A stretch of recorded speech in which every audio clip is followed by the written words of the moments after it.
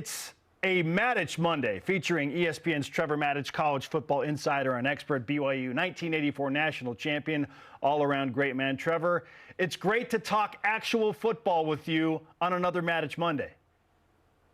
That season started, there was so much anticipation for this season around the nation and for BYU in particular. And I was super excited about the anticipation and what might be. But, man, am I glad to have that first game under our belt. No doubt about it. Okay, if you were to write a headline based on BYU's performance, what would it say today? Much improved, cautiously optimistic.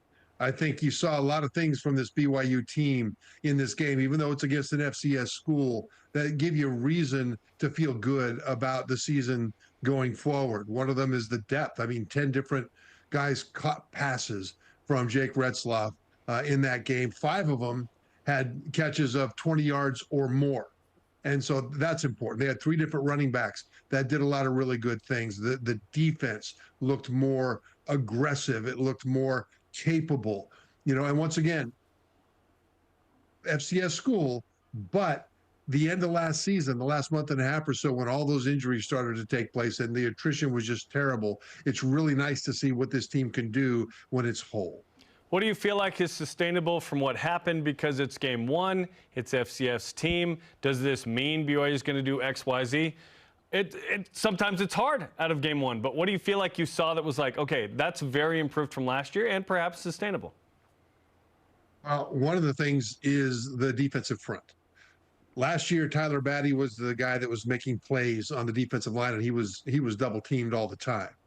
This year, their depth, their healthy depth, is doing better in terms of their rotating in and doing a good job behind the starters. And the starters, I think we're doing a better job of getting pressure on the quarterback without having to blitz. That defensive front, and this to me is the biggest change that we've seen from last season. Well, one of the biggest changes is that there was a lot of pressure, even when there weren't sacks, there were just 2 sacks, but a lot of pressure on the quarterback from the defensive line without having to blitz. Now, that is absolutely critical. And keep in mind, too, the challenge of trying to rush a mobile quarterback like Southern Illinois had means that you can't turn yourself completely loose in rushing the passer, and still they were able to collapse that pocket. I thought that was something that I really hope to see continue into conference play after we get through this non-conference schedule.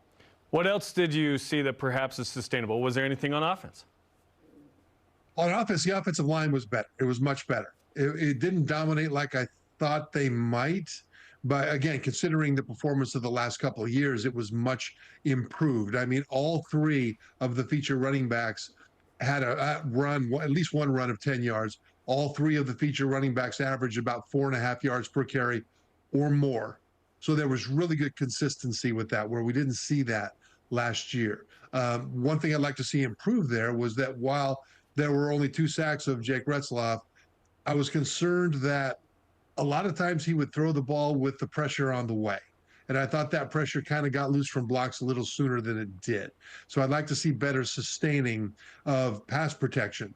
But this is the first game. I thought the O-line did really well. And what they did well, I thought they can sustain, especially in the running game. So, it's hard to make a full prediction based on one game, but I am cautiously optimistic about the way the offensive line performed and how they can carry this forward. ESPN's Trevor Matich is on BYU Sports Nation, breaking down BYU and Southern Illinois, a 41-13 win for BYU on Saturday night. Trevor, difficult to argue that there is a more scrutinized position in football than quarterback for obvious reasons, but I'm going to ask you to right now rate Jake Retzloff's performance as a starter to open up the 2024 season. I'd give him an A. I thought he was magnificent. He actually performed a lot better than I thought he might, based on this being the first game and based on last year not performing with a lot of consistency. But in this game, he was absolutely magnificent. He moved around in the pocket very well. When pressure started to come in, he would slide around, didn't just take off and run, but he would buy space within the pocket. That showed a lot of poise. It showed a lot of savvy.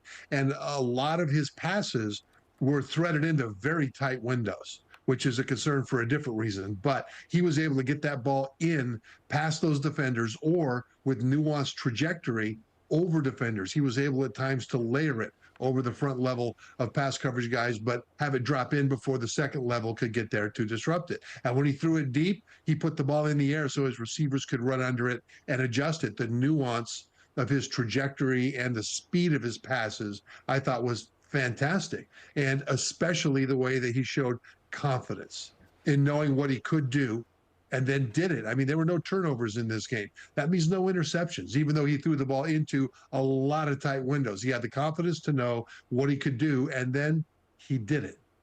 Greg Wrubell said on the radio post-game on BYU Radio that in the Kalani Sitake era, BYU's 30-4 when they just don't turn it over. Just don't turn it over, and you probably win, and BYU did a nice job of taking care of the football.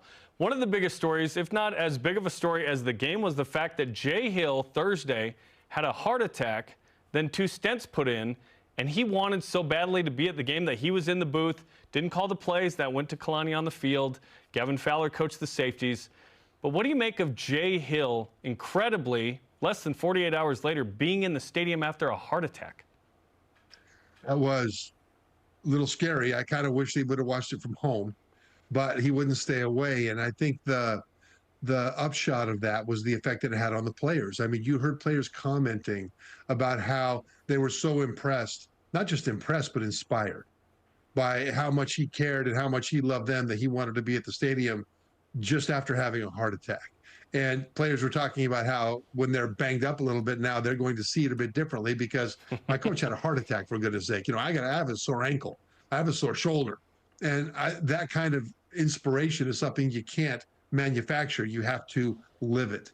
And so I think that the fact that he was there was I kind of wish he'd have stayed home, but at the same time, I think the inspiration to the whole program of him being there and that gesture was another thing about this week that was magnificent. Bigger than football, for sure. Great stuff and great insight from you. Trevor Matich is on BYU Sports Nation. Okay, I'm going to throw out a statement here, and you tell me which direction you go with this, Trevor. Buy, sell, or hold. BYU is a better team in 2024 than they were in 2023. After 1 week, absolutely buy. Absolutely buy. And there are 3 reasons that I'll give you just right now. One is in the trenches on both sides of the ball. You know, you had offensive line, that's reason number 1, much improved over last year. Defensive line with their disruption and their pressure from not just Tyler Batty, but from everybody, that was much improved. And of course, number 3 is quarterback Jake Retzloff. I mean, I was so impressed with the way he was fitting that ball. And early in the game, I was worried because he kept on drilling it in there to those tight windows. And I thought, okay, he got that one in, but at some point, someone's going to reach out and intercept that thing. And nobody ever did.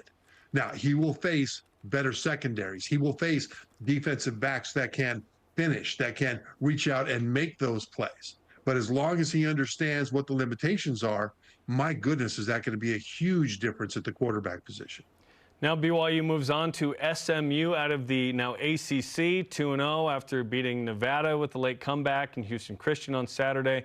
Team that won the AAC last year, playing 2 quarterbacks, got a great tight end. What do you make of BYU and SMU, which, by the way, the Cougars open as an 11.5-point dog? Yeah, this is a really tough draw because SMU is very good. Last year, one of the best defenses in the country, and they have a lot of them back. I mean, this defense will continue to be outstanding for SMU. And offensively, they brought back their 2 quarterbacks, and they'll rotate them through. I mean, Preston Smith and then Jennings, I think it is, that is, you know, the backup that comes in and rolls through. He's more of a runner. Preston Stone. Stone's not that much of a runner, but both Stone and Jennings did a great job running the ball. I mean, they were Kevin Jennings. I want to make sure I get that right because I want to be respectful. Both of them averaged 9 yards per carry plus against Houston Christian. And BYU's defense, if there was something to learn and to get better at, allowed the mobile quarterback of Southern Illinois to break out more than a few times. So this is something that they've got to worry about as well. SMU, some people are calling for them not to win the ACC, but to make noise in the SEC and to be one of the teams that determines who does win it based on who they can beat. And so this is a tough game. And SMU started slowly at Nevada, but then clicking on all cylinders against Houston Christian. So this is a tough draw. Interesting, because we have seen such polar opposites in the two games that SMU has played, generally speaking. So when you look at the line that Jerem just brought up, Trevor, BYU as an almost 12-point underdog, does that make sense to you, or do you feel like it should be a little bit closer than that? I get the feeling that the game will be closer than that. But from a standpoint of that line, it makes sense because of what happened last year. Both teams had one good game against an FCS school, one actually outstanding game against an FCS school. But what can you really learn from that if you are trying to figure out what the line should be? And so SMU still, I think, has better depth than BYU along the lines of scrimmage. SMU has more experience than BYU in certain places. I think that that's a fair line. Now, do I think that BYU is that far behind them? I honestly can tell you that I'm not sure. I'm very encouraged by what I've seen out of the Cougars so far, but this will be a really good test. If BYU is able to pull out this win, then you can call that a quality win, a very high quality win against a team that's built to compete in the top half of the ACC. At 21%, ESPN's FPI win chance for BYU is the second lowest on its schedule to UCF at 17%. Shocking that perhaps at Utah is not the largest number there, or smallest in this case, but it is what it is. Final question, Jaren Hall still not picked up after being cut by the Vikings. Are you surprised he hasn't landed on a team yet? A little bit, because I thought he would at least be a really good practice squad player. I mean, he's a good quarterback. He is really smart. He's the kind of guy you want in the locker room. He's not the biggest of guys, and that may be one of the reasons teams have shied away a little bit. But there will be some injuries, and he will be back in the league because he's the kind of guy you want on your team. I don't think teams look at him now and say, that guy's going to develop into a quality franchise starter for us. He may do that, but I think he belongs on an NFL roster because of all the other things that he brings to the table. Trevor, this show is celebrating its 11th birthday. You have been an integral and certainly very important part of that 11-year history. We thank you for all you do for us. Great to once again start another season of Matich Mondays. Thanks, guys. I appreciate you having me on.